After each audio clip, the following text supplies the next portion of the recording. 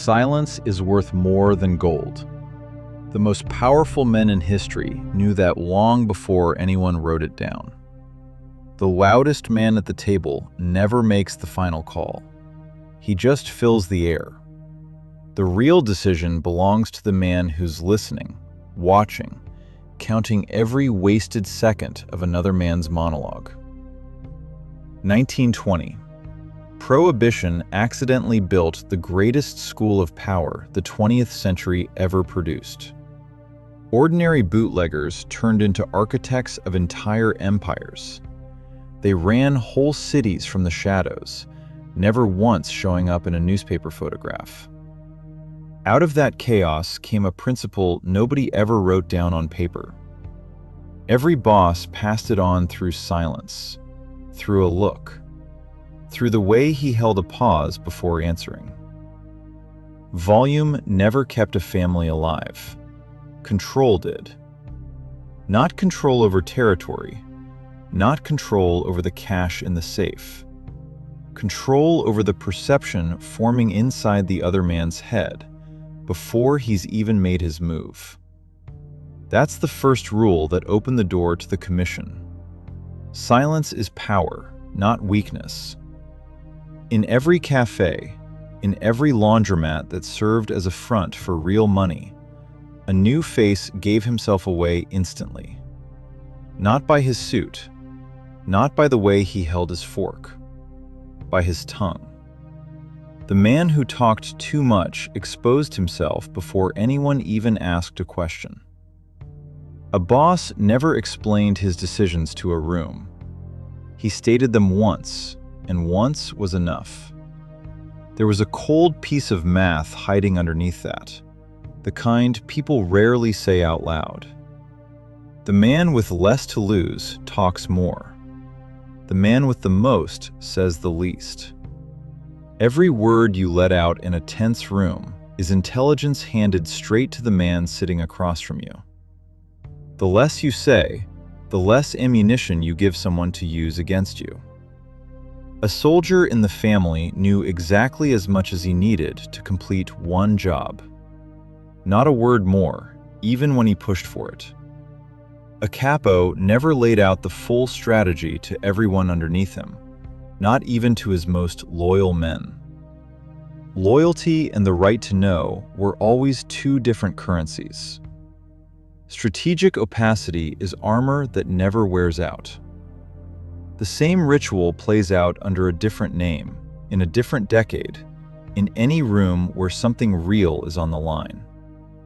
The man who explains every move before the decision's locked in loses his position long before the final word is spoken. Talking too much hides behind the mask of friendliness, but it's really just a crack in the armor. It leaks plans, fears, real intentions. Think of someone who couldn't stop justifying why they deserved more. They lost the room before they even finished the sentence.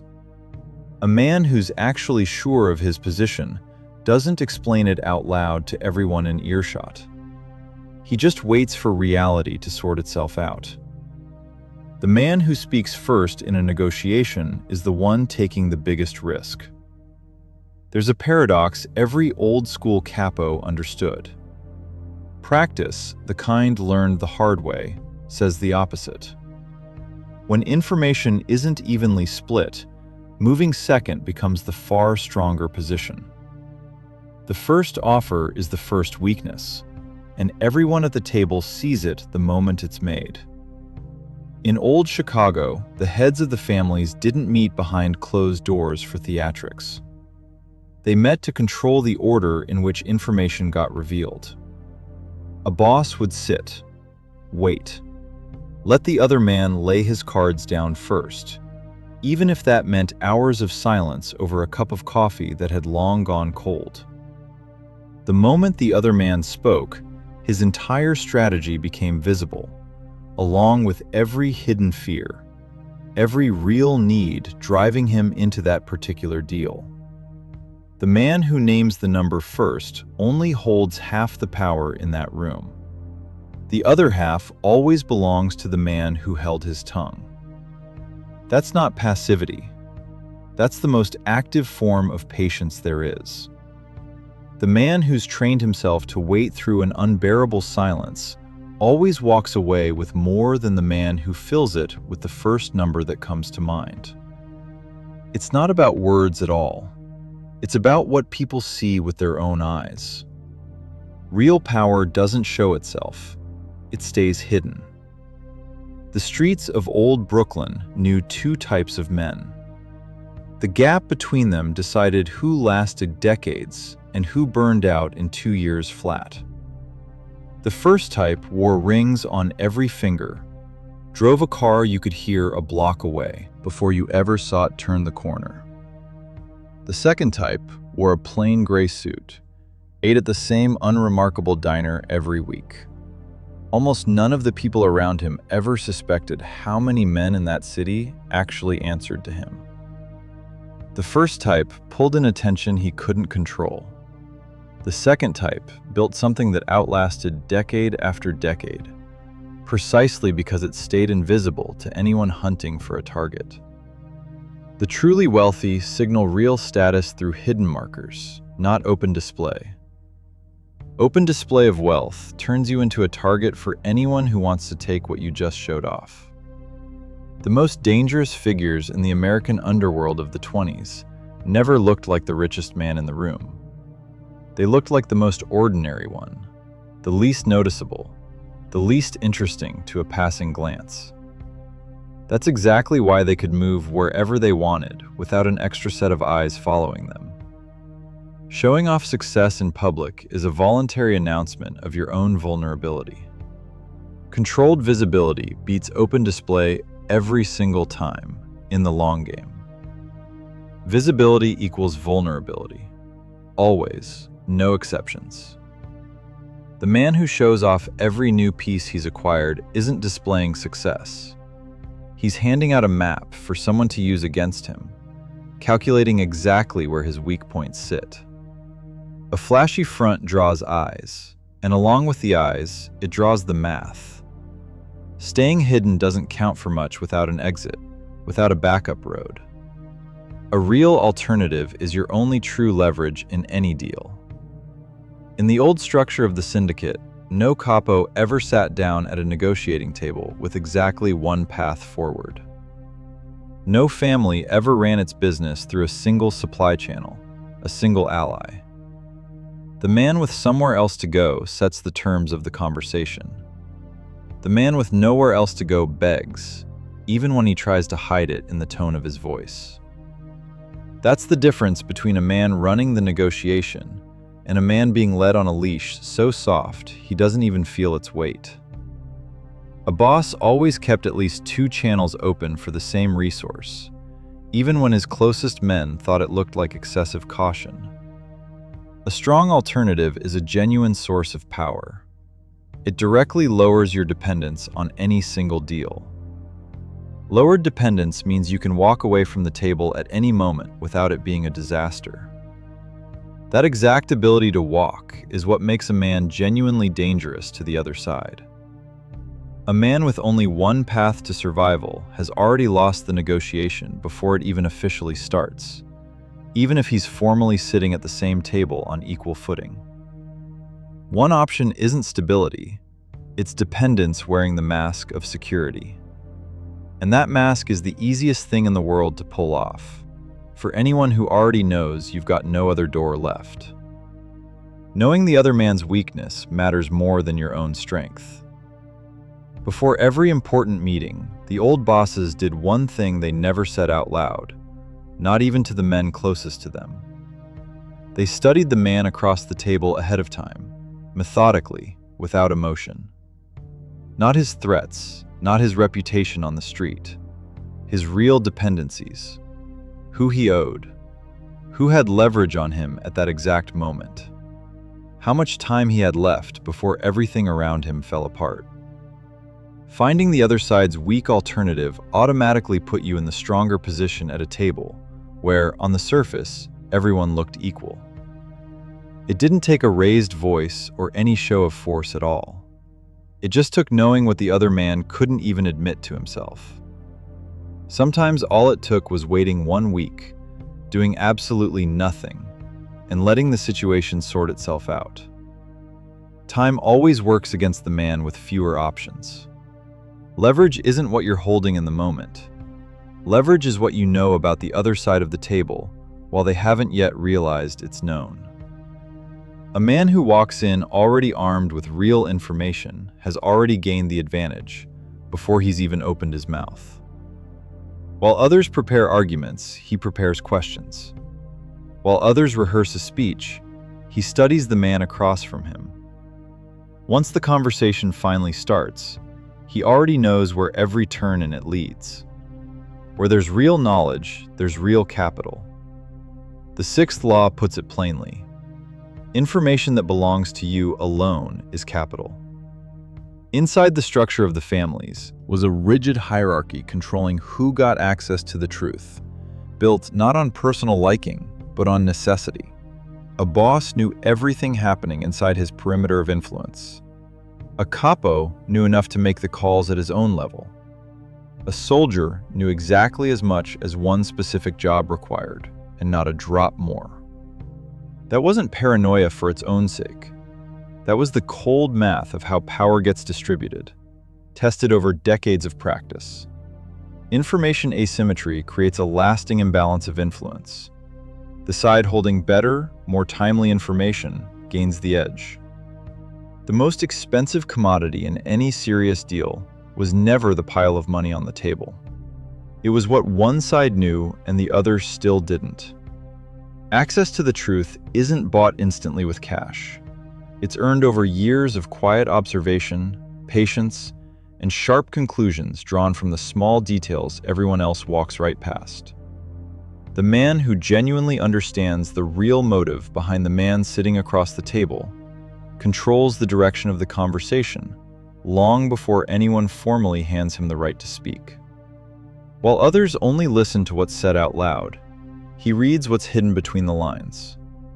That gap between what everyone knows and what only he knows is exactly what turns into real power at the table.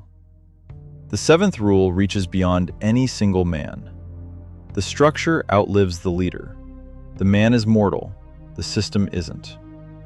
When one-man rule sits concentrated in a single individual, that individual automatically becomes target number one for anyone looking to shift the balance of power.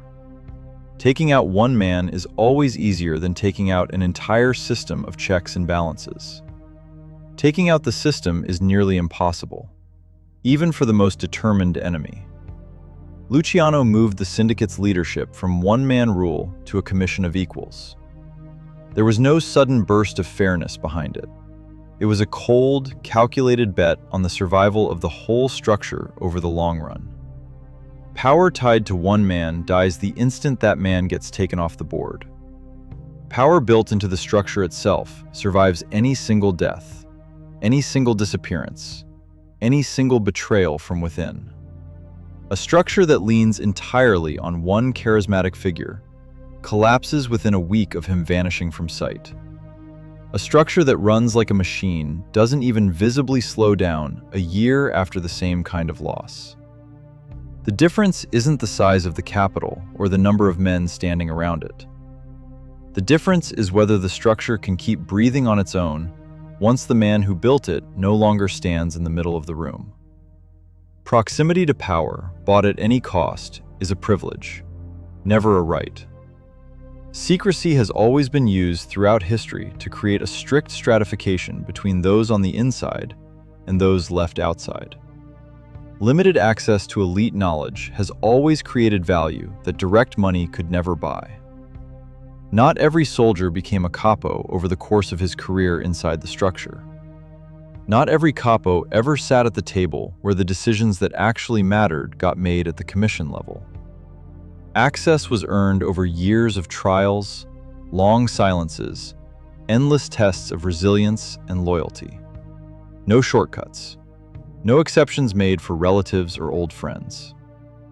Scarcity of access is exactly what makes any closed circle genuinely valuable to the people who want in.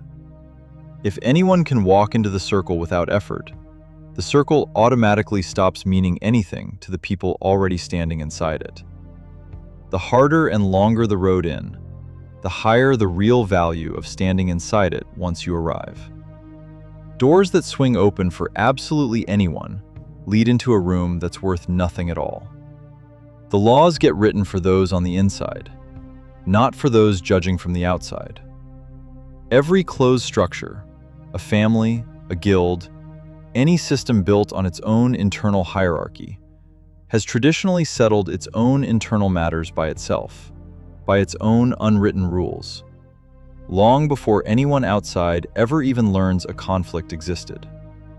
An outside court always arrives last in the natural order of problem solving, and it always remained the weakest option of all the ones available.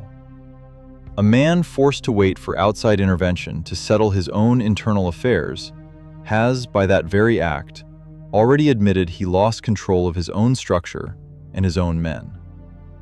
Strong systems settle their own problems quietly, methodically, inside their own perimeter, long before the problem ever becomes visible to outside eyes. The conflict between two capos never spilled out onto the street.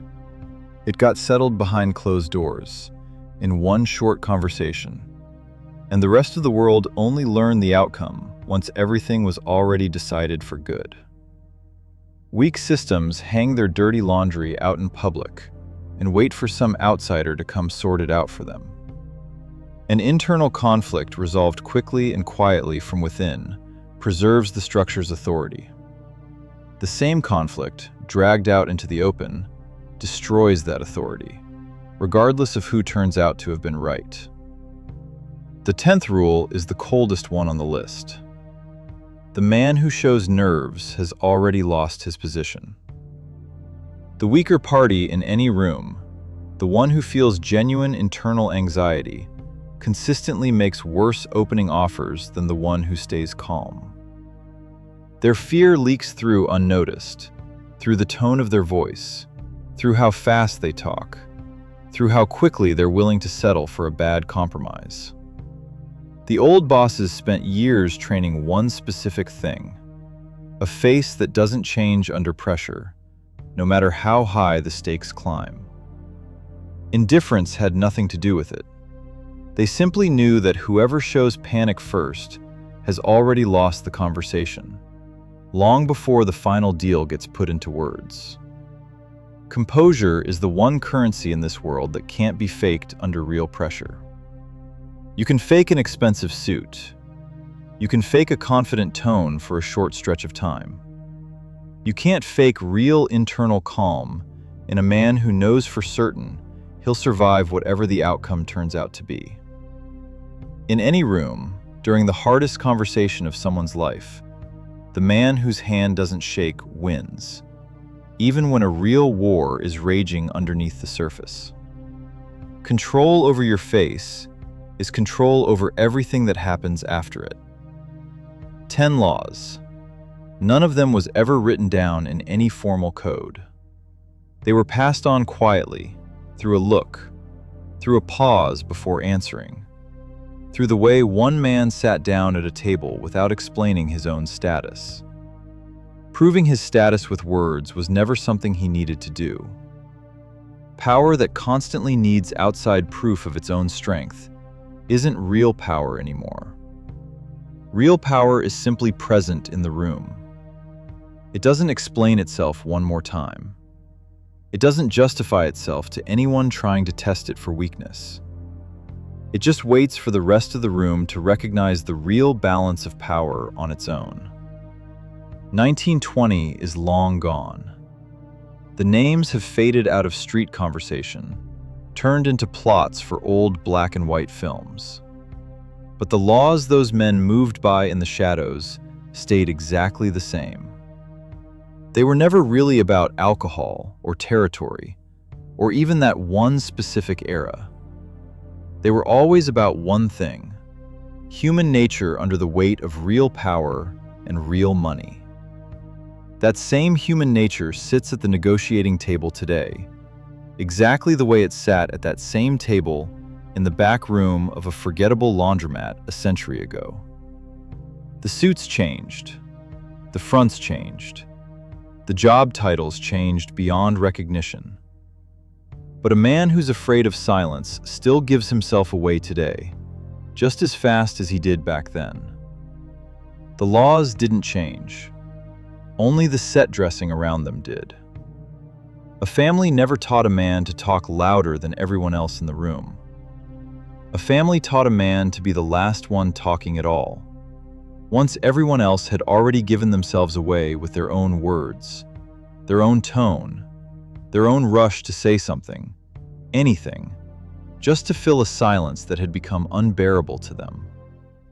Power moves in silence.